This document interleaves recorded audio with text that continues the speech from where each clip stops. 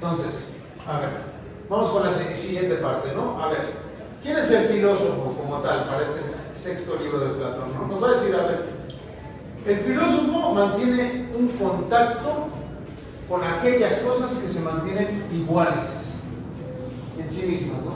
Entonces, ¿se acuerdan que habíamos hablado sobre una opinión que tenía que sostenerse dentro de la ciudad, que tenía que ser verdadera sobre aquello a lo que se debía temer, ¿no? Y cuando les dije que esa opinión tenía que ser verdadera, quería decir que no cambiara en el tiempo, que fuera temporal, ¿no? Habíamos hablado sobre eso, ¿sí se acuerdan? Sí, entonces, esa es la situación, ¿no? O sea, el filósofo tiene que estar en contacto con la verdad, con aquello que es inalterable al paso del tiempo, aquello que se mantiene estable, ¿sí? Entonces, en este sentido es que se va a decir que los filósofos aman a la realidad entera, no a sus partes, sino al todo. Digamos, en el mito de la caverna va a ser, digamos, esta parte de aquí arriba. ¿Sí? Ahorita vamos a entrar al final de esto, pero ahorita todo esto necesito que lo tengan así de entrada, ¿no? Entonces, así es precisamente como vamos a empezar a notar las cualidades principales del filósofo. Aquí pongo, son ocho, ¿no? Entonces, va a tener autenticidad y voluntad de no dar cabida a la falsedad. Por ende, va a amar la verdad. Va a abandonar los placeres corporales. ¿Por qué? Porque va a priorizar entonces los placeres del alma. ¿Esos cuáles son? El conocimiento y el saber. Sencillo. 3. Va a ser temperante y no va a ser avaro en la búsqueda de la riqueza, ¿no? Porque habíamos dicho que entonces está abandonando los placeres corporales. La riqueza monetaria sería entonces una forma de placer corporal, ¿no? No va a participar de ninguna bajeza. No va a ser cobarde. ¿Qué quiere decir que no sea cobarde? No puede visualizar la muerte como algo terrible. No va a temer a la muerte. Habíamos dicho ya desde el inicio del libro segundo que nosotros no íbamos a temerle a la muerte. No podía temerle a la muerte la ciudadanía de la ciudad bella, ¿no? Tenían que temerle a la servidumbre, nunca a la muerte. En este sentido, otra parte ya que en otro texto, me parece que era Critón, que recuperaba esta idea sobre la filosofía, Platón, nos dice es que la filosofía para lo que nos prepara es para morir. Es decir, nos prepara para dejar de visualizar a la muerte como un fin terrible, y si no, más bien como la posibilidad de otra vida. Y eso también es parte de lo que se va a recuperar hasta el libro 10, que era lo que te comentaba. Luego, sexto, va a tener buena memoria y va a tener facilidad de aprendizaje. Es decir, aquí, cada vez que tengo que recuperar las cosas, estamos en formación todavía de filósofos aquí, ¿no? Entonces, tenemos la otra parte que será sociable y justo. Además, va a tener mesura y gracia en su ser, ¿no? Toda esta parte, digamos, está sencillísima, ¿no? No tiene ninguna complejidad en su entendimiento, ¿o sí? No. Entonces, de ahí nos va a decir Glaucón, ¿no? Ahí es la primera cuestión que nos va a sacar. A ver, sí, puede que todos los filósofos sean de esta manera y podemos convenir en que sí, buscan la verdad, son amantes de toda esta situación, efectivamente. Pero al final de cuentas, el ejercicio de la filosofía conlleva a que los filósofos sean el terror de las mamás, ¿no? ¿Por qué? Porque cada vez que uno le dice a su mamá, ¿te acuerdas que quería ser abogado o doctor? Pues ya me decidí, ahora voy a ser filósofo, ¿no? Y tu mamá, ¿qué hice mal? Voy a ser politólogo. No, te vas a morir de hambre. Terrible, te vas a morir de hambre. Qué espantoso, ¿no? Entonces, nos va a decir Glaucón, ¿no? Una idea semejante a la que nos dicen nuestras mamás, ¿no? Los filósofos resultan extraños e inútiles a la sociedad, ¿no? Se recovecan nada más en su conocimiento, pero en realidad no retribuyen con su conocimiento en nada que sea de utilidad para la sociedad. Entonces, Sócrates va a decir, bueno, tal vez tengas razón, sí es cierto, son flojonazos, pero la amonestación no puede caer sobre aquellos que poseen la sabiduría. La amonestación debe caer sobre aquellos que no emplean la sabiduría, ¿no? Porque estamos conviniendo entonces en que los filósofos son sabios. Si no se utiliza esa sabiduría, entonces, ¿quiénes son los que tienen el recurso para utilizarla? Digamos los ricos, ¿no? Y si no la utilizan, entonces, ¿qué es lo que se está desperdiciando como tal? ¿El dinero o la sabiduría? Esa es la lógica que nos está presentando aquí. Entonces, nos va a decir, es como si los sabios se presentaran a la puerta de los ricos, decirle, oiga, yo sé cosas, tal vez usted quiera pagarme al respecto, ¿no? Y ahí es donde establece la metáfora con respecto a los gobernantes y los médicos, ¿no? O sea, no es el médico el que tiene que ir a casa del enfermo a decirle, tal vez yo lo puedo curar. No, es el enfermo el que va con el médico. No es el gobernante que se presenta a la puerta del ciudadano a decirle, oye, ¿te gustaría que te gobiernen? Te va a ir bien. Bueno, tal vez a día de hoy un poco sucede algo así, ¿no? Un poco, ¿no? Y digo, con algunos, ¿no? Porque yo a los panistas de Coyoacán jamás los vi pararse en la puerta de la casa. Ahí vienen hasta pensión. Les da tirria salir a la calle, ¿no? Que los vea la gente. Pero bien, o sea, esta es la lógica, ¿no? O sea, es el enfermo, es el necesitado quien tiene que acudir, aquel que tiene los medios para atender sus necesidades, y no al revés. Esta es la lógica que va a perseguir Sócrates. Entonces nos va a decir, los atributos de los filósofos van a construir un carácter sano y justo que conducen a una forma de templanza, ¿no? Es decir, ya habíamos dicho que era la templanza. Autogobierno. El autogobierno, eso. Ay, bien, pues ahí va. Ahí va. Ya va trabajando en el ejercicio de la memoria. Bien, pues ahí vamos. Pero entonces, Sócrates se plantea una siguiente pregunta. ¿Qué es lo que nos aleja de la filosofía? En particular, son esas cosas a las que ubicamos como los bienes, ¿no? ¿Cuáles son esos bienes? La belleza, la riqueza, el vigor corporal y la parentela influyente, ¿no? ¿Sí se entiende qué es la parentela influyente? No, ok, como tener familiares que son influyentes dentro del quehacer de la polis.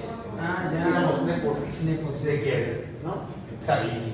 Entonces, nos va a decir Sócrates, las almas mejor dotadas, que son educadas de forma mala, solamente van a provocar grandes crímenes, ¿no?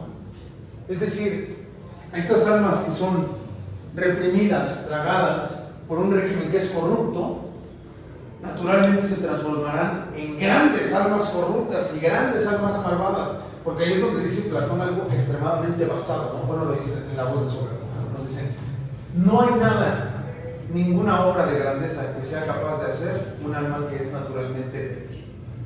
Todas las grandes proezas vendrán de almas que sean las mejor dotadas, sea en el mayor bien o en el mayor mal. Entonces, ¿qué es lo que nos quiere decir aquí? Lo mismo que ya les he estado repitiendo. Si un ciudadano que es justo desea desarrollarse en su régimen, necesita que el régimen también retribuya con justicia, porque de otra forma se retrae y se vuelve en esto que dice Glaucón, ¿no? Extraños e inútiles para la sociedad. ¿Sí? Entonces, de aquí, de esta idea es precisamente de donde va a desprender su crítica a los sofistas, ¿no? Nos va a decir, a ver, los sofistas sí son hábiles, son muy hábiles para educar a los jóvenes y viejos, ¿no? Pero un joven que es educado bajo este tipo de pautas, nos va a decir, va a ser incapaz de frenar su pasión, va a ser incapaz de frenar sus pasiones, es decir, todos estos deseos que vamos a encontrar aquí. Y al ser incapaz de mostrar una actitud templada, es decir, de un autogobierno, va a seguir entonces la opinión de la multitud. Este es el primer peligro que nos persigue Sócrates, ¿no? ¿Por qué? Porque entonces los sofistas van a destacar la opinión de la multitud como si fuera sabiduría. Las cosas buenas que se digan entonces sobre lo que haga la multitud, las cosas que la halaguen, van a ser las cosas que entonces vamos a entender como las buenas. Por otra parte, las que la irriten van a ser las cosas que vamos a entender como malas. Eso es la lógica de los sofistas. Pongo acento en eso. Lógica de los sofistas, que es la que estamos criticando, ¿sí? Entonces, ¿qué es lo que pretende hacer Sócrates al criticar a los sofistas y esta posición con respecto a las opiniones que mantiene la multitud? ¿Qué es lo que se imaginan que está haciendo? ¿Por qué sí le interesa eso? Pues tal vez porque no siempre la multitud tiene la razón o tiene la verdad. A veces se excluye como lo que puede decir esa minoría. Y puede que esa minoría tenga la razón, como ha pasado en años pasados, como por ejemplo, que antes se decía que pues no sé, cero se salían mal, ¿no? Y ahorita pues, pero se excluía a la minoría, se les hacía menos cuando pues no realmente era algo malo. Ok. Va por ahí, vamos en una parte y la vamos empezando a guiar. También puede ser porque la multitud puede ser manipulable y al ser manipulable también puede degenerar sus propios principios. Es como un poco lo de la demagogia, ¿no? Que habíamos visto en las primeras clases de los sistemas degenerados, ¿no? Ok. Porque el pueblo no siempre es sabio, recordó en la clase. Yo no sabes de qué estabas hablando, dices tú, ¿no? A ver, pero entonces, si perseguimos esta situación, ¿no? La que digamos, vamos a decir entonces que la multitud puede en ocasiones equivocarse, ¿no? Y que un joven que sea formado de esta manera, es decir, conforme a la opinión de la multitud, será incapaz de refrenar sus propias pasiones. ¿Qué es lo que está intentando fundar Sócrates con todos estos postulados de nosotros? ¿De qué es de lo que se le acusó a Sócrates cuando se le condena a muerte? De pervertir a la sociedad, ¿no? De corromper a los jóvenes. De corromper a los jóvenes. ¿Pero por qué corrompía a los jóvenes? Lula, a ver qué le digo. Porque la sociedad está diferente a como nos llevaban pensando ya en una... ¿Qué es entonces qué es? Como una como cadena de personas. Sí, no, se te está dando a entender, vas bien, vas bien. Y pues rompían como que ese patrón. Ok, que eso entonces es un pensamiento crítico. Eso es a lo que nos está queriendo llevar Sócrates. Dice, tenemos que mantener un pensamiento crítico. Un filósofo de verdad va a mantener un pensamiento crítico. El sofista solamente se va a guiar por lo que sostenga la multitud. Y eso no nos lleva a un camino de bien, ni de justicia, ni de templanza, ni de absolutamente ninguna de las otras situaciones que queremos desarrollar. El ser humano entonces tiene que ser capaz de visualizar por su propia cuenta la realidad para entonces conformar su propio sistema de pensamientos. Es cosa, o sea, parece que es cosa pequeña de la que nos está hablando este Sócrates en este momento, pero está siendo profundamente revolucionario. De hecho, yo decía que me recordó hasta cierto punto a la parte que decía que un ciego no se diferencia mucho de una persona que no. O sea, que por ejemplo, si pusiéramos a gobernar a un ciego. Más fuerte, más fuerte. Que si pusiéramos a timonear a un ciego, no sería muy diferente de dejarle el mando a una persona que absolutamente no sabe nada tampoco, ¿no? Justamente esta parte de tener el pensamiento crítico, porque ligándolo a lo de la multitud, justamente no, el pueblo no es totalmente sabio, no puede estar totalmente amaestrado, por ejemplo. Entonces, si se sigue la opinión de la multitud, pues sí, es prácticamente como si siguiéramos la opinión de los ciegos, ¿no? Y siempre y cuando la multitud esté completamente manipulada, ¿no? Esta es la lógica. O sea, es decir, si nosotros no somos capaces, es decir, si la masa es incapaz en sí misma de reconocer lo que es bello en sí y la realidad de las cosas en sí, no va a poder ser establecida la masa como filósofa, ¿no? O sea, no vamos a decir, toda esa masa son filósofos, los individuos son los filósofos, ¿no?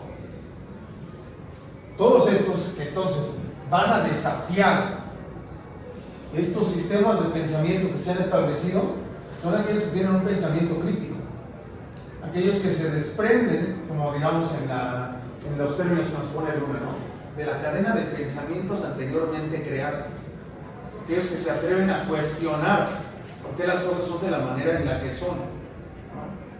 Entonces esta situación es bastante interesante al respecto, ¿no? Después nos va a decir, a ver, es cierto, el vulgo no es filósofo, efectivamente, pero el filósofo sí necesita de la alabanza del pueblo, del vulgo. ¿Por qué? Porque si no tiene una alabanza en su quehacer, si todos sostenemos la misma opinión que nuestras mamás y Glaucón al respecto del quehacer filosófico, pues entonces no vamos a poder filosofar, ¿no? ¿Por qué? Porque nuestra función, digamos, esta función del pensamiento crítico está desvirtuada por completo, ¿no? Digamos, pongámoslo en términos utilitaristas y digamos neoliberales, ¿no? ¿A qué te sirve pensar? ¿A quién le importa? Exactamente, ¿a quién le importa que pienses? ¿Para qué me sirve que pienses? Si perfectamente te puedo tener respondiendo llamadas en un call center 12 horas al día. ¿Para qué necesito que? ¿Por qué me sería más redituable que pienses al que contestes llamadas en un call center? ¿No? Por ejemplo, una partecita. Entonces, digamos, en esta lógica, nos va a decir, si la naturaleza filosófica está sometida a un régimen vicioso, entonces decae la vocación por la filosofía. En este sentido, en este momento me gustaría que, para que se les hiciera más sencillo pensar en el quehacer filosófico, lo pensaran como pensar críticamente, ¿no? O sea, si decae, o sea, digamos para que lo puedan enlazar también con su quehacer como politólogos, ¿no? Porque politólogas, pues, o sea, básicamente eso es de lo que se trata, eso es lo que vienen ustedes a hacer aquí, a pensar. Básicamente, ¿no? Entonces, la situación es que cuando decae la vocación filosófica, entonces, forzosamente, aquella persona que conlleva y que trae un pensamiento crítico va a llevar una vida inauténtica y entonces dejará el quehacer del pensar a gente que es indigna de esa situación y que entonces va a estar recubierta más bien de los sistemas sofistas y ya no estaríamos haciendo filosofía en realidad, ya estaríamos haciendo filosodoxia, por decirlo de alguna manera. Entonces, lo que va a suceder entonces, nos va a platicar Sócrates, ¿no? Nos va a poner el ejemplo, nos va a decir, a ver, un filósofo entonces que ha decaído de su vocación filosófica y que se encuentra sin aliados, no va a ser capaz entonces de perseguir una justicia para la sociedad. ¿Por qué? Porque entonces nos va a decir Sócrates que en realidad, pues en la política no hay prácticamente nadie que valga la pena. Casi todos son gente insensata. Esa es la palabra que va a referir al respecto, ¿no? Entonces, por consecuencia, al encontrarse prácticamente enfrentado, por su cuenta, al sistema, va a decir, bueno, si yo voy y me expongo para tratar de enfrentarme a este sistema, pues naturalmente me expongo a que me maten, ¿no? Y entonces me van a matar antes de que yo pueda siquiera prestarle un servicio a la ciudad. Por ende, es así como se crea una inutilidad para sí y para todos, porque va a preferir entonces apartarse del pensamiento crítico antes que enfrentarse al sistema y morir en el proceso. Por ello prefiere entonces relegarse a su propio sistema, a su propio lugar, y quedarse ya entonces sin hacer nada, ¿no? Menos. En ese sentido va a encontrar satisfacción únicamente en una vida que se encuentre libre de injusticias por su propia parte, ya sin interés por los demás, ¿no? Entonces, ahí es cuando vamos a empezar entonces a tener que teorizar al respecto de esto, ¿no? ¿Cómo vamos a poder entonces crear un régimen en el cual la filosofía sea posible, el quehacer filosófico sea posible? Nos va a decir, un buen régimen político va a ser aquel en el que se fomente una educación infantil y adolescente en la filosofía hasta la vejez, ¿no? Y ya cuando esté a punto de morirse, ya lo dejamos pastar libremente. Que haga lo que quiera, que es, digamos, a lo que se dedica la buena parte de la gente de la tercera edad, ¿no? Ya, pasando a los 70 años, ya dicen, ya que voy a andar escribiendo ya. Mejor me dedico a hacer otras cositas, a dormir, por ejemplo, ¿no? Entonces, de esto nos va a decir, la perfección es inalcanzable, a menos, porque hay un pero, ¿no? A menos de que gobiernen los filósofos. Los filósofos entonces van a dirigir su atención a lo justo y lo bello de la naturaleza para replicarlo, entonces, en la naturaleza humana, en el quehacer humano. En este sentido es que una vez que gobiernan los filósofos y que dirijan la ley en torno a esta situación, los ciudadanos van a obrar naturalmente en consecuencia con lo que hacen sus gobernantes, ¿no? Es, digamos, semejante a la teoría del espejo que se maneja a día de hoy en la sociología y en la ciencia política. Es decir, lo que hacen los gobernantes va a ser replicado por la ciudadanía. Lo que hacen los de arriba, también lo harán los de abajo. Es como lo mismo que les decía de la ley del Gandaya, que es muy priista, ¿no? ¿Por qué voto por el PRI? Porque roba y deja robar. El que no tranza no avanza. El que no tranza no avanza. Ahí es donde se encuentra presente esto, ¿no? Si nosotros cambiamos esa forma de relacionarnos, si los gobernantes demuestran una forma distinta en su quehacer político, la ciudadanía también obrará en consecuencia, ¿no? Y entonces ahí es donde Sócrates y Platón llegan básicamente a la conclusión, ¿no? La república, o sea, todo esto que hemos estado trabajando, que hemos estado viendo, es posible. Sí es posible, difícil de lograr, por supuesto, pero es posible. Y nos va a decir, a ver, ya habíamos llegado a la conclusión entonces de que los filósofos tenían que ser los guardianes, ¿no? Y entonces nos va a decir, son los más escrupulosos, son los guardianes más escrupulosos, pero lamentablemente en una sociedad son los menos, son el grupo más reducido, ¿no? Entonces, naturalmente, ya desde un inicio, ya con esta teorización nos va sentando las bases de una aristocracia o una monarquía. Ya en el mismo hecho de decir son pocos los que son, digamos, los mejores para gobernar, ya ahí se va filtrando esa lógica.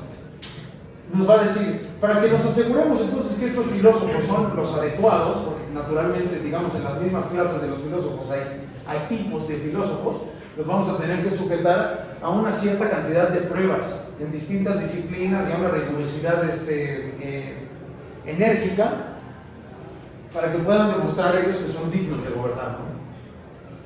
Nos va a decir que precisamente estas pruebas van a ser necesarias porque la facilidad de aprendizaje usualmente deriva en una incapacidad para llevar una vida ordenada y estable. Y ahí es donde entonces ahora sí nos vamos a tener que empezar a meter en problemas, porque ahora sí es cuando nos va a hablar sobre el mito bueno, no nos va a hablar sobre el mito de la caverna todavía, pero nos va a hablar sobre el problema del bien, ¿no? O sea, porque antes de decirnos esto, ya empezar a desarrollar lo que le sigue, es decir, la forma de gobierno y la forma en la que vamos a estructurar toda la ciudad, hay que dejar en claro qué es lo supremo que tiene que perseguir la ciudad.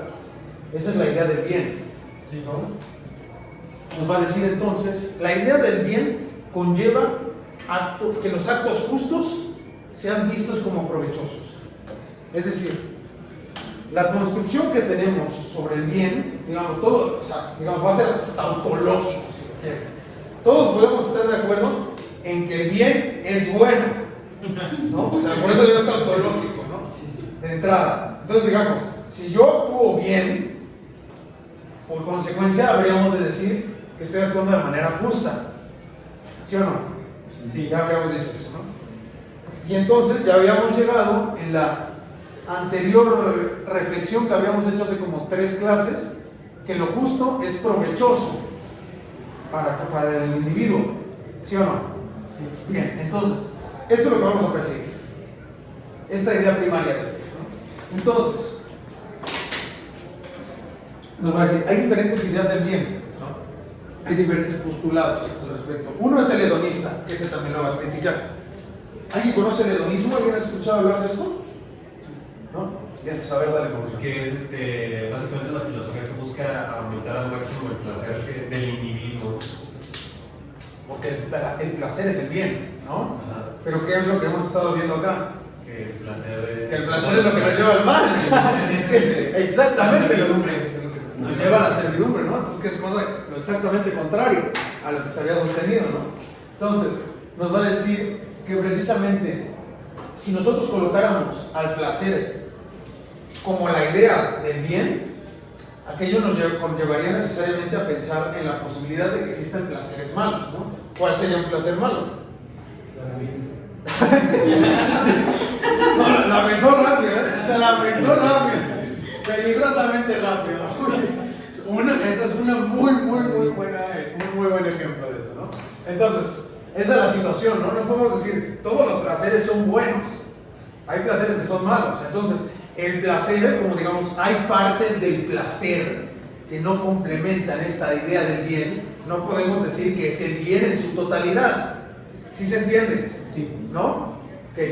Entonces, en este mismo sentido nos va a decir, a ver, a estos guardianes que pretendemos establecer, necesariamente van a tener que conocer lo que es lo justo y lo honesto, para que entonces así la gente, la ciudadanía los tenga en mayor estima.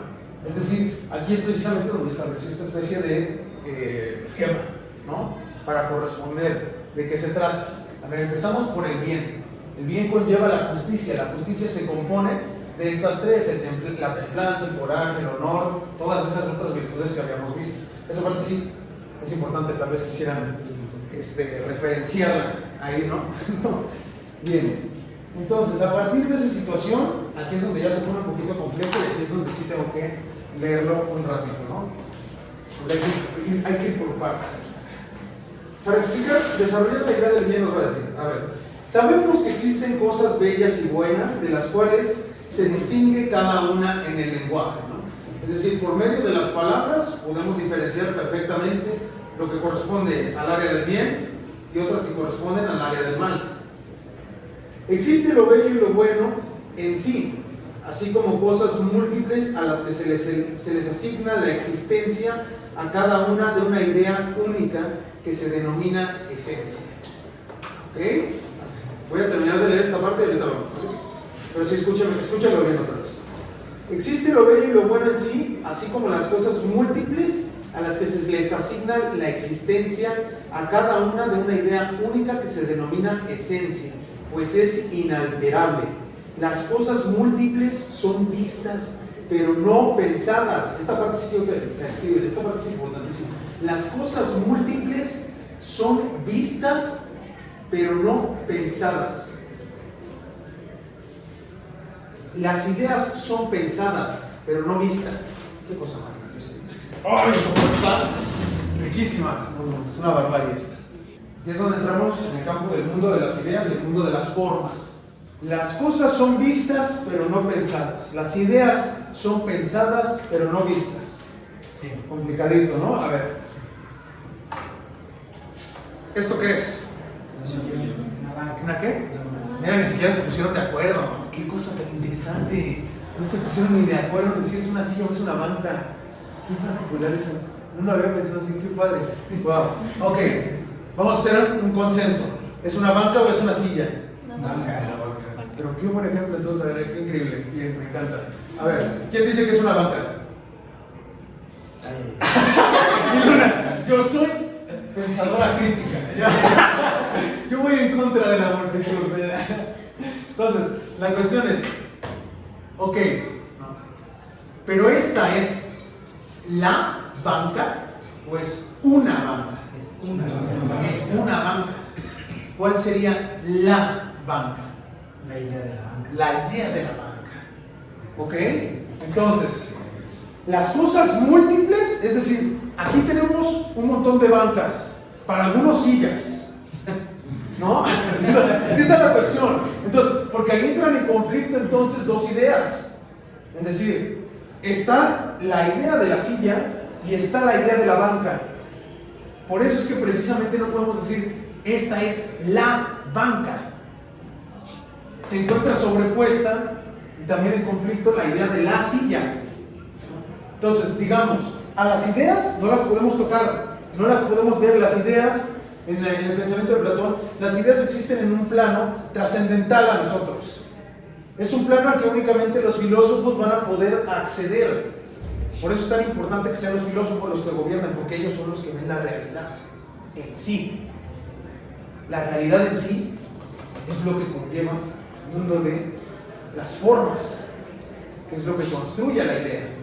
Es decir, hay una idea trascendental de lo que es la banca que conlleva a que nosotros construyamos a partir de esa idea trascendental de lo que es la banca una serie de multiplicidades de bancas, pero que no se asemejan en su completud o de manera perfecta a lo que sería una banca. Por eso es que no nos podemos poner de acuerdo si esto es una silla o es una banca. ¿Sí? ¿Entiende eso? ¿Qué cosa? Miranda, ¿qué? Ya, dejé de poner atención a la mitad. A ver, ¿sí me entendiste o te perdiste completamente? Me perdí. ¿Qué parte te perdiste? No, creo que todo. Desde que es una banca. Desde que es una banca. Se quedó pensando, ¿por qué algunos dicen que es una silla? Claramente es una banca. Me perdí cuando dijeron la banca. No, pues sí, sí. No. La idea de la banca. La idea de la banca. Ok. A ver, digamos. O sea, yo no me voy a encontrar una banca en la naturaleza, ¿no? O sea, no está la tribu de las bancas, ¿no? Por ejemplo, por decir algo, la especie de las bancas, ¿no? No la vemos por ahí. Es decir, esta la tenemos que construir, ¿no? Pero ¿cómo la construimos? O sea, la construimos solamente a partir de nuestro trabajo o a la idea de lo que queremos construir. De la idea, ¿no? Con la idea es con la que empezamos a moldear la materialidad, ¿sí? Entonces, pero esta es la cuestión, o sea, por eso es que les digo que entra entonces la confusión entre si esto es una silla o es una banca. Entonces, lo que nos dice Platón es que las ideas residen en un plano trascendental al que solamente pueden acceder los filósofos, porque son amantes de la realidad en sí.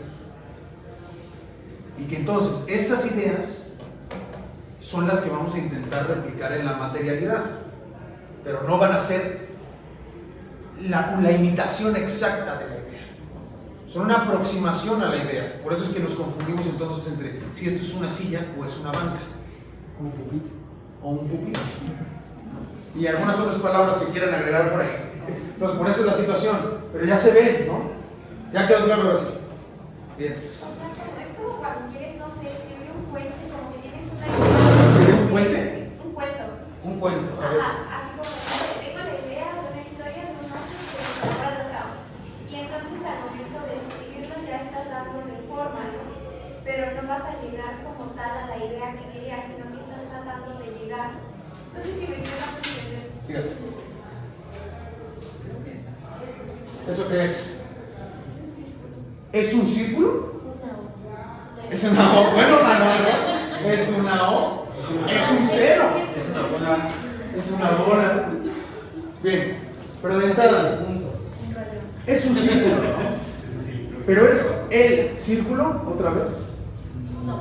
No, hay una idea de lo que es un círculo que constituye nuestra forma de dar forma a la materialidad, ¿no? ¿Sí? Entonces, digamos, el filósofo se enfoca en comprender las ideas, en comprender el concepto, el ser de las cosas, la esencia. ¿Por qué? Porque la idea del círculo es inalterable. El día de mañana puede venir Trump, ¿no? A decir, eso es un círculo. ¿Y qué es lo que todos vamos a decir? No. Dices tú, maga hasta la Pero bien, entonces diríamos, no, eso no es un círculo. ¿Qué es eso? Un cuadrado, ¿no? Y entonces, hay una idea trascendental de lo que es el cuadrado, a diferencia de lo que es el círculo. No, estas situaciones, a pesar de que yo de manera arbitraria diga, eso es un círculo, no puedo contravenir a la idea trascendental del círculo, porque trasciende más allá de lo socialmente manipulable. O sea, trasciende fuera de nosotros. Sí. Perdón, es que Eduardo me tiene levantada ya hace 10 minutos. O sea que, por ejemplo, sería algo similar como al objeto y la conceptualización, por ejemplo, de un diccionario.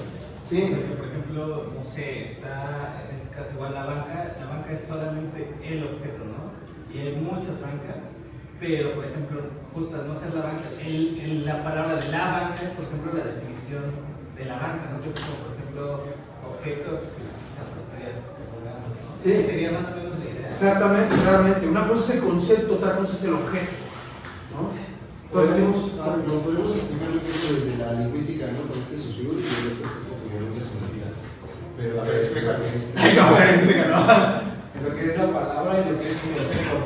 Una palabra va a ser, no sé, bueno, lo que acabo de explicar en concreto, la palabra de mesa me remite solo a aquella idea o imagen que yo tengo de percepción de una mesa, aquello que yo conozco en mi experiencia de una mesa.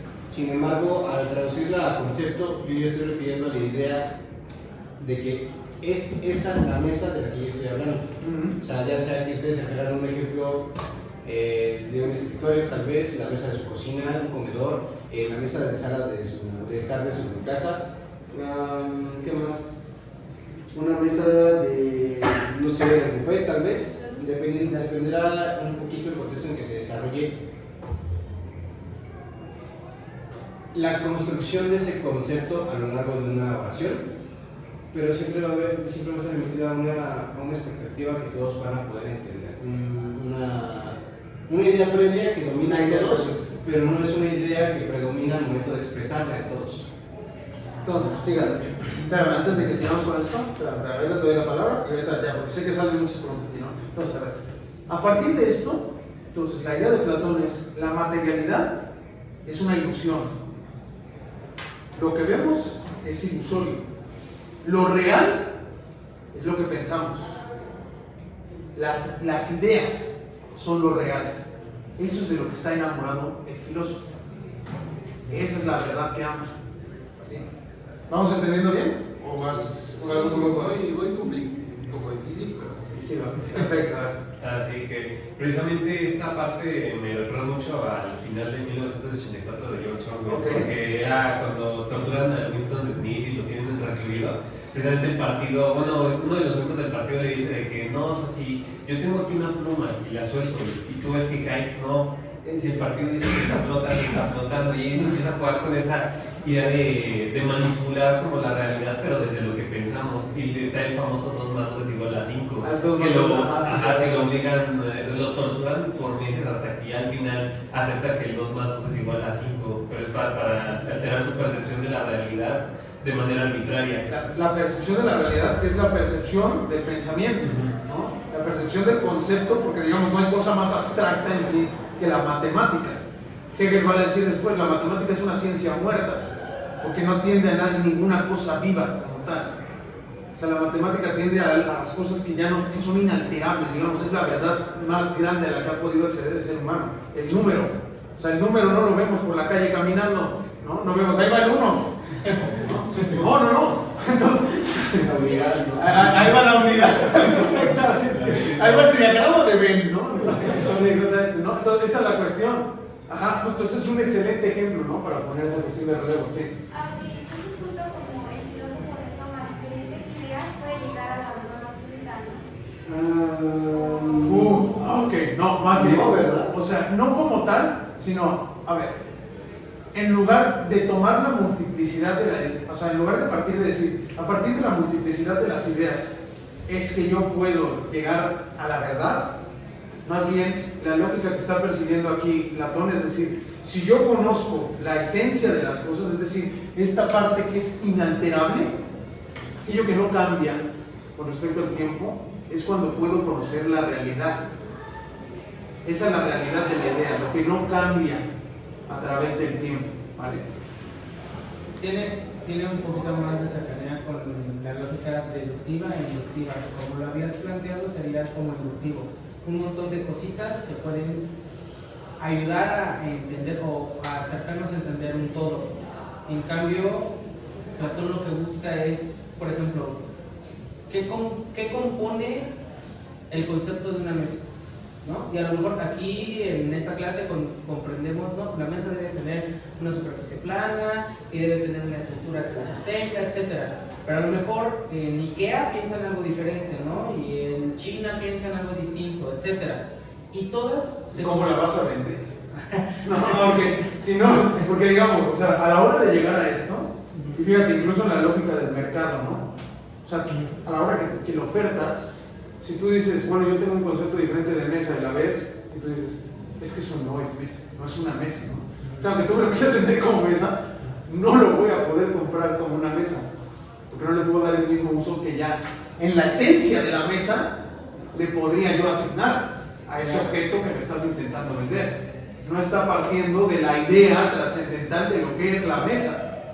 Por ende, no puedo convenir contigo en decir, eso es una mesa, y consentirlo en consecuencia, ¿no?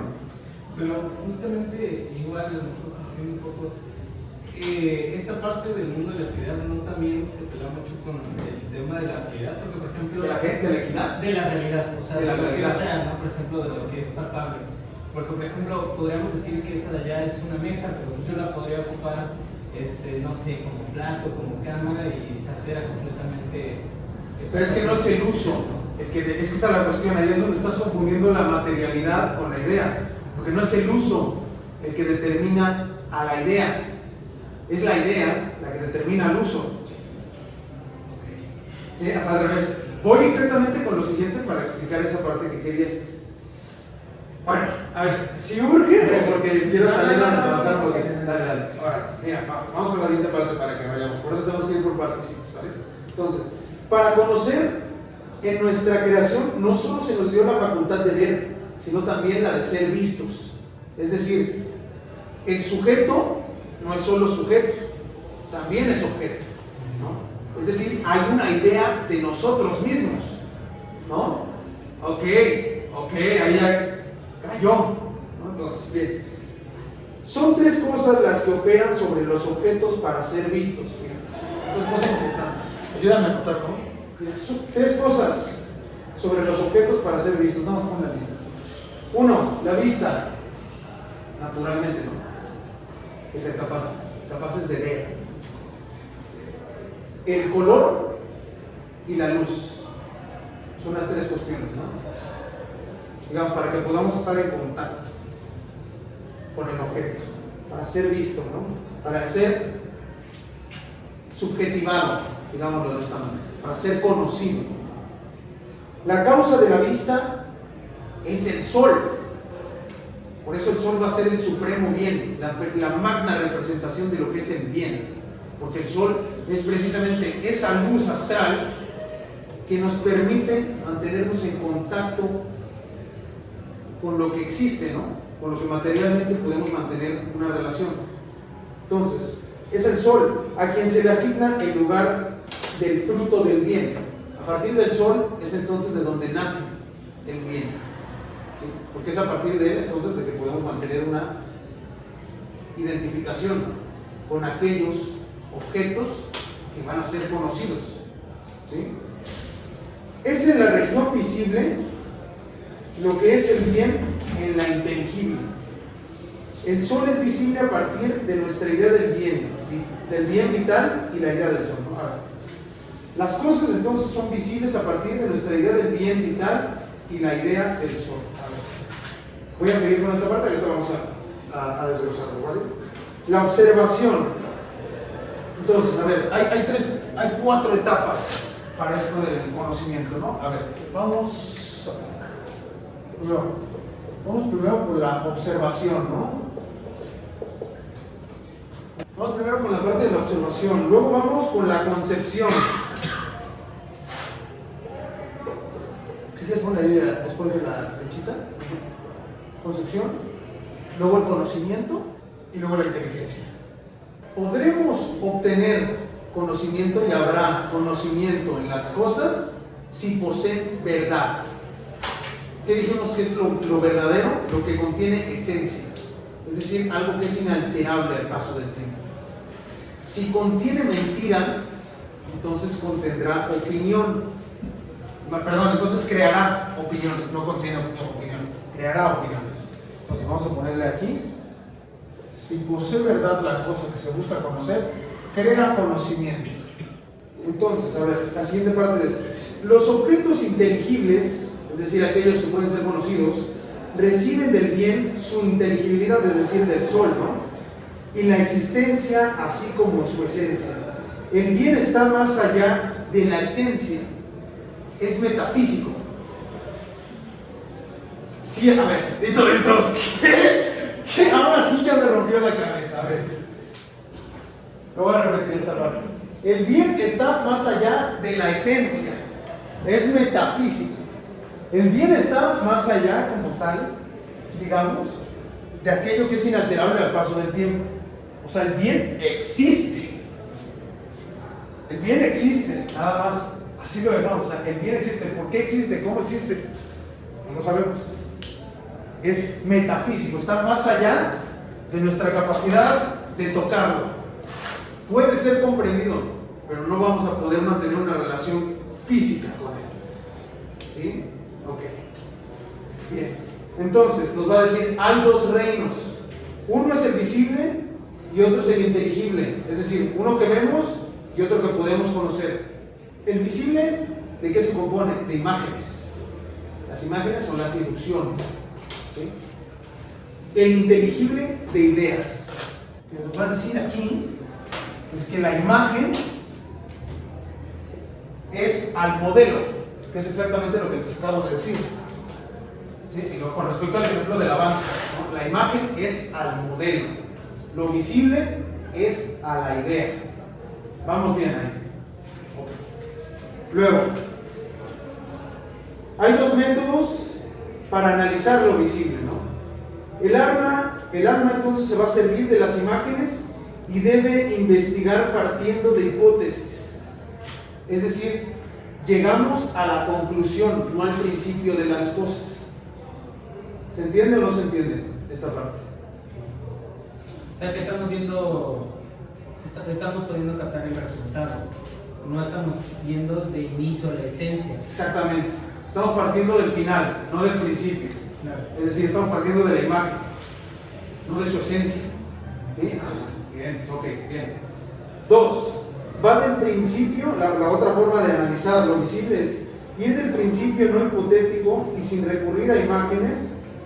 De ahí vamos a proseguir su investigación con el recurso de las ideas mismas, ¿no? Digamos, esta parte, aquí ya traigo la explicación, pero esta parte está más complicada. Esto es lo que hacen los matemáticos, pues los números y sus atributos no son sino hipótesis. Es decir, el 1, el 2, el 3 es una hipótesis, de las que no se necesita dar razón de ellas, se dan por evidentes. Entonces, digamos, es como comprobar que el 1 es un 1. No vas a poder comprobar eso. O sea, tú puedes comprobar que el 1 más 1 es 2, pero no puedes comprobar que el 1 es un 1. Das por sentado que el 1 es 1 y ya. ¿Sí se entiende? Entonces partimos de la idea sin tener que recurrir a la imagen. Ya es una idea en sí misma. ¿Sí se entiende?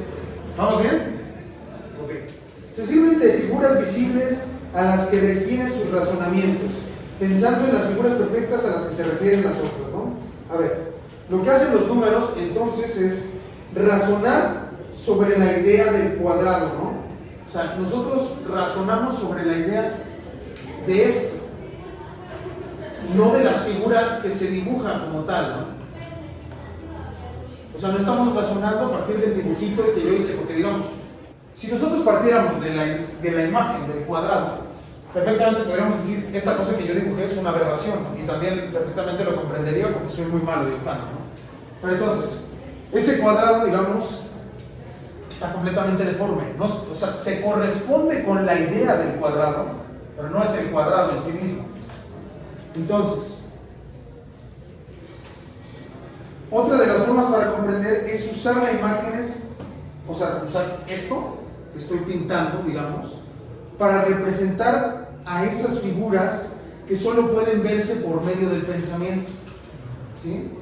Los objetos inteligibles son aquellos, es decir, aquellos que pueden ser conocidos, son aquellos con los que la razón toma contacto por sí mismo y gracias a la dialéctica toma las hipótesis como peldaños que permiten lanzarse hacia lo no hipotético, es decir, el principio de todo, una idea. A ver, ¿sí se entendió eso o lo explico esta parte? Sí, ok. Entonces, los objetos inteligibles son aquellos con los que la razón toma contacto por sí misma y gracias a la dialéctica toma las hipótesis como peldaños, ¿no? Que permiten lanzarse hacia lo no hipotético. A ver. Digamos, primera instancia, ¿sí sabemos lo que es la dialéctica o no sabemos qué es la dialéctica? ¿Qué es la dialéctica? Tienes una propuesta que es una tesis, tienes algo que lo... Tienes tesis, antítesis, y si logras hacer que coexistan, tienes una síntesis. Solamente hasta que llegas a la síntesis, tienes una superación dialéctica. La hipótesis, digamos, es una idea de la que partimos, ¿no? Una idea preconcebida. Digamos, en el mismo quehacer científico está presente esta situación, ¿no? Ay, a ver, entonces, los objetos inteligibles son aquellos con los que la razón toma contacto por sí misma. Entonces, digamos, aquellos objetos que pueden ser conocidos, la mesa, o sea, son estos objetos con los que yo puedo tener contacto porque tengo uso de razón. La razón puede ponerse en contacto con el concepto de la mesa por su propia cuenta. Y entonces, gracias a la dialéctica, toma las hipótesis como peldaños que permiten lanzarse hacia lo no hipotético. Lo no hipotético es el principio de todo, o sea, las ideas. Entonces, gracias a esta sobreposición de una hipótesis dialéctica, es decir, esto es o no es una banca, yo puedo entonces partir al plano de lo no hipotético, es decir, parto hacia la idea de la cosa, para entonces hacer una valoración sobre ese objeto inteligible. Es decir, razonar yo si esto es una banca, o es una silla, o es un pupitre, o es cualquier otra cosa. ¿Sí? Ahora sí se entendió. Bien, pues creo que estaba quedando más claro cuando lo expliqué al principio, ¿no? Siento que ya se los empecé a complicar un poquito, ¿no? Entonces, bien. Al entrar en contacto con el principio, es decir, con la idea, irá aprendiendo racionalmente todas las conclusiones que derivan del principio sin recurrir a datos sensibles, solo las ideas en sí mismas. Es decir, se trata de un método genealógico de la idea para encontrar la verdad. Es decir, una vez que yo he podido alcanzar el conocimiento de lo que es una banca, una vez que yo he podido alcanzar la idea de lo que es la banca, ya no necesito entonces recurrir constantemente al contacto con las cosas visibles para comprobar que son o no son bancas, ¿no? Ya solamente necesito remitirme al plano hipotético, es decir, al plano de la idea, al principio de las cosas, para hacer una valoración al respecto de todas las demás cosas existentes. ¿Sí se entiende? Por eso es una forma genealógica. Me voy hacia el principio, es decir, hacia la idea, para juntar entonces todo lo demás, sin que sea necesario que yo haga, entonces, o bueno, que yo tenga un contacto con la materialidad. Pero, por ejemplo, ¿no? O sea, ahora, si me pongo aquí a dibujar una banca, a partir del contacto que ya tuve con esta banca en específico, ya entonces ya no estoy partiendo de una situación sensible, ¿no? Ya tengo yo plasmada la idea de la banca, y es entonces que puedo representarla. ¿Sí se entiende así? ¿Pregunta todavía o ya? Iba a ver si, hacer un ejemplo, a ver si me lo entendí. Pues es como, por ejemplo, si tú nos contaras, no sé, que imaginamos un pastel, por ejemplo, y en base al conocimiento hipotético que tenemos, todos entendemos que es un pastel, y podemos asumir que, por ejemplo, esto aquí, pues efectivamente no es un pastel, ¿no? Efectivamente. No son pasteles. Pues sí, exactamente, ¿no? Entonces, bien. Nos va a proponer que la concepción del ser y lo inteligible se adquiere mejor por la ciencia dialéctica que de las ciencias donde las hipótesis toman el lugar de los principios, ¿no? Entonces, es decir, la mejor forma para adquirir el conocimiento es a partir de esta manera, ¿no? Contraposición de tesis con antítesis.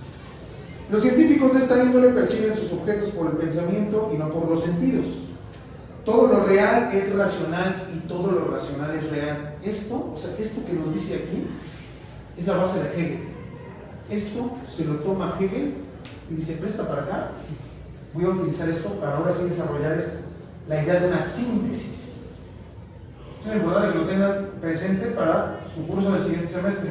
Estas son las bases de lo que de otra forma les va a costar muchísimo trabajo entender, porque yo me aventé a leer a Hegel sin haber leído esto primero, y cómo sufrí. Entonces, esta parte sí puede ser importante para ustedes después, ¿no? Entonces, su investigación no los lleva al principio, sino que parten de las hipótesis sin la inteligencia de los objetos. Es decir, necesitamos de su principio, necesitamos de la idea, para partir entonces hacia el conocimiento de lo que es inteligible. A este hábito se le denomina inteligencia discursiva, que es cosa distinta a la intelección. Es algo intermedio entre la opinión y la intelección. Estoy dispuesto a darle un punto extra a quien me resuma el mito de la caverna. Todos a ver, ok, pero se lo tiene que saber bien. Bien, no me lo tiene que interpretar, pero se lo tiene que saber bien. De ti a pa. ¿Quién sigue seguro? ¿Cómo? A ver, dale Luna, pues. A ver, inicia que son un grupo de hombres que están encerrados en una caverna, que están encadenados. Anota eso, ¿no? Si quieren la lista. Entonces hay una reja que deja ver un destello de luz en la cual se reflejan sombras en una pared, ¿no? Entonces creen que lo de las sombras es la realidad, lo que de verdad está pasando, ¿no? Entonces uno se da cuenta de que la luz sale y se da cuenta de que pero al momento de salir pasa por muchos desafíos. O sea, no sale de que, tiene que quitarse las cadenas y tiene que salir de la cueva, ¿no? Aparte que es muy como complicado salir de ahí. Estrecho, sí, era estrecho, había muchos peligros y al momento de que logra salir, se da cuenta de que es la luz del sol lo que reflejaba las cosas, ¿no? Las sombras. Pero cuando sale, la luz le pega tan fuerte que te tiene que agachar y entonces ve la realidad mediante como agua, un lago, y ve los árboles y dice, o sea, ¿qué es esto, no? Pero todavía no ve la realidad. porque como es un gran choque de luz, pues tiene que ir de poquito en poquito. Y ya cuando dice, no, pues tengo que regresar, ¿no? A decirles a los dos chavos, sí, A mis brosas, a morir por ellos. entonces regresa para explicarles que igual el camino para regresar sigue siendo igual de complicado y al momento de que llega pues se burla, ¿no? Y tratan de matarlo porque dicen, no, es que esta es nuestra realidad. Y No los intenta liberar. Ajá. Él los intenta liberar y Ajá. ellos intentan matar. Y nada, se quieren quedar ahí, o sea, para ellos es más a gusto quedarse encadenados que quitarse las cadenas y tratar de salir por la cueva. Y dicen que prefieren, antes que hacer el esfuerzo para liberarse, quedarse con las cadenas, ¿no? ¿Sí? Y Y ya. Bien, sí. Ahí ponle a Luna que sí, estaba bien. Bien, estaba bien en su amplia mayoría, es un buen resumen. ¿Quién se quiere aventar a interpretar? A ver, Alice.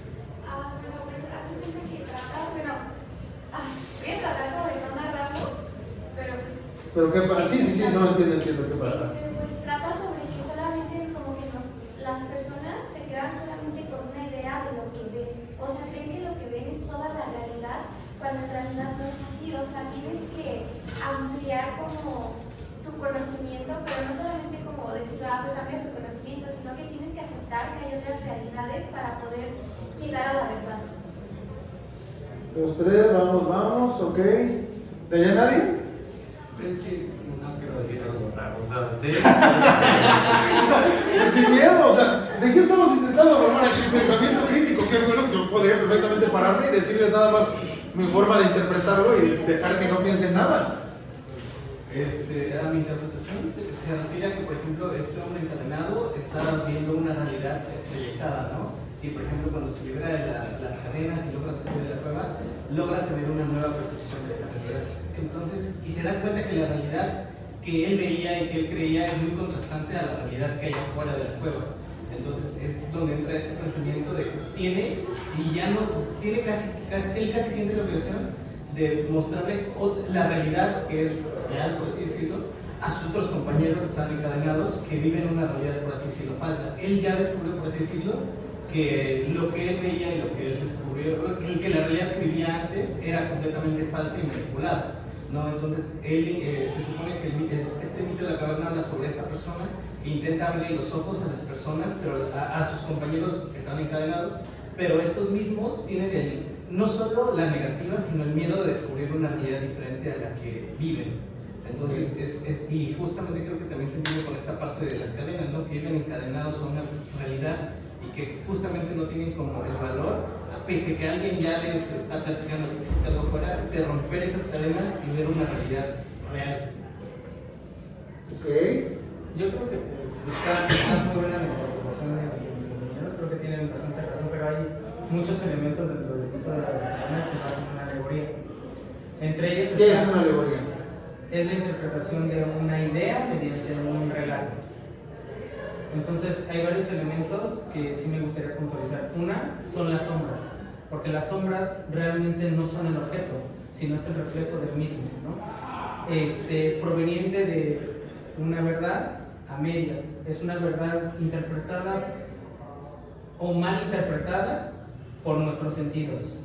Eso es lo que representan las sombras en la caverna. Luego está este elemento de la persona que se atreve a quitarse las cadenas y salir con dificultad hacia la luz o hacia la salida de la caverna. Pero justo como platicaba mi compañera Luna, la verdad es tan fuerte y tan cegadora que no se puede ver directamente desde un inicio. Entonces debe ocupar el espejo del agua para verlo de manera indirecta y tener un mayor tener un contacto gradual con esta verdad, con esta realidad. Una vez que se ha instruido en la verdad esta persona, o se ha instruido en la sabiduría esta persona o en la filosofía, es como puede ver los objetos de manera real, con el mayor bien que tenemos, que tiene en esta alegoría, que es el sol quien proporciona las facultades para poder ver o para poder discernir la verdad. también está el elemento en el que una vez conociendo la verdad se tiene o se adquiere la responsabilidad de regresar con las personas dentro de la caverna para mostrarles, para darles este conocimiento. El filósofo tiene esta responsabilidad de regresar con las personas que siguen dentro de la caverna, pero es difícil regresar. Entonces, como dice en esta alegoría, regresa de manera torpe, con pasos torpes, y su incapacidad para describir lo que ha conocido de fuera de la caverna hace que las personas sientan desconfianza de lo que está diciendo, incluso amen sus cadenas. Por eso intentan asesinarlo en cuanto él quiere ayudarlos a liberarse de sus cadenas, porque es más fácil amar tus cadenas que abrirte hacia una realidad distinta a lo que conoces, más bien una verdad distinta, porque no conocen la realidad, conocen su propia verdad. Vamos a dejarle ahí. Ajá. Así, por ejemplo, las cadenas aquí, lo que complementando un poco, podría pues ser como esa zona de confort, ¿no? O sea, para ejemplificarlo de una mejor manera es como cuando te enteras que te es infiel, ¿no? ¿Y tú? Yo la puedo cambiar. Ajá, exacto, o sea, no puedes dejar esas cadenas porque es como, se siente muy cómodo, ¿no? Y no quieres aceptar la realidad, ¿no? En este caso, pues a los otros hombres que estaban en la caverna, pues no pueden aceptar la realidad, ¿no? Y por ejemplo, el tipo que salió es como el amigo que se da cuenta, ¿no? Y te dice, no, amigo, Amigo, date cuenta. Exactamente. ¿Ya te me quieres aventar ahora sí? Dale. No, pero o sea, también, o sea, con lo que acaban de decir así, apunté de que, o sea, básicamente el sol es el bien, o sea, esta parte como tú mencionabas que trasciende a la verdad. Entonces, el sol es el bien y nutre a toda nuestra realidad. Fíjate, ¿cuál es el tema que podríamos decir, el tema principal del mito de la caverna? ¿Cuál es el que creen ustedes que sí es el tema fundamental? La realidad. La realidad, el pensamiento, El paso hacia el conocimiento. el paso hacia el conocimiento, ¿no? Exactamente. A ver, o sea, en este momento en el que estamos viendo reflejada por la luz del sol estas sombras, que digamos son nuestra realidad sensible, ¿no? Solamente estamos en contacto con lo que nuestros ojos ven. Si lo tomamos a partir de todo lo que les acabo de explicar al respecto de esto, solamente estamos conociendo a través de lo que vemos, no de la idea que nos hemos plantado. Digamos, la idea está eclipsada, está oculta, alejada de nosotros, ¿no? Cuando uno de estos prisioneros entonces toma la libertad para quitarse las cadenas y salir de manera, porque esa es la parte importante de lo que dijo Luna, ¿no? Es difícil. El camino al conocimiento es difícil. ¿Por qué? Porque, o sea, obviamente, como lo que están haciendo aquí, son 4 años de formarse para que siquiera puedan salir allá afuera y decir, la democracia es esto. ¿No? O sea, sí, o sea, esa es la parte fundamental, ¿no? O sea, la verdad es esa, ¿no? Entonces, todos estos años que van a tener de formación son precisamente tortuosos, si quieren, de desvelo, por supuesto, ¿no? Sufrimiento de 4 horas en el transporte público. Algunos tal vez dudan. Algo es un sacrificio que estoy dispuesto a aceptar. Es un sacrificio, no, es un sacrificio que estoy dispuesto a aceptar. Pero en este trayecto tan difícil y tortuoso, en algún momento lograrán llegar a ver al sol. Llegarán a ver entonces la suma idea del bien. Será este bien con el que en el momento en el que, es como lo que sucedió en este mismo momento, cuando les intenté explicar esta idea, o más bien los principios del mundo de las ideas y el mundo de las formas. Ustedes dicen, no entiendo, otra vez no entiendo. Es difícil el camino hacia allá. Y a veces cuando les voy soltando las notas que yo tengo ahí, dicen, no, es demasiado, no entiendo sus palabras, ¿no? Es lo que sucede, digamos, al mismo tiempo con el sol. El sol me deslumbra, no puedo verlo directamente. Desde el momento en que salgo de la cueva, soy igual que un ciego, no entiendo nada, no veo. Necesito ver el reflejo en el agua, ¿no? Es decir, que alguien más me explique un poco, que me vaya orientando para yo poder estar en contacto con estas partes de lo real. Eventualmente yo podré estar ahora sí de frente al sol y decir, esa es la realidad. El bien máximo representado en el sol, ahora sí ya me permite estar en contacto con lo que es verdadero. Y entonces cuando intentemos regresar con nuestros demás compañeros prisioneros que no vinieron hoy, y decirles, con la clase que te perdiste no vas a entender nada a la siguiente, ¿no? Y vamos a tener que ir de regreso, ¿no?, a la cueva. Pero ahora va a ser difícil. Así como si ustedes el día de mañana salen y se empiezan a pelear con su tía de política. Si decir, tú no tienes una idea del bien, tía. No entiendes de qué se trata. Entonces, a la hora que suceda eso, van a tener entonces que volver a bajar a la cueva. Y van a bajar de manera torpe. ¿Por qué va a ser torpe en primer lugar? Porque va a ser difícil entonces ponerse al nivel del prisionero.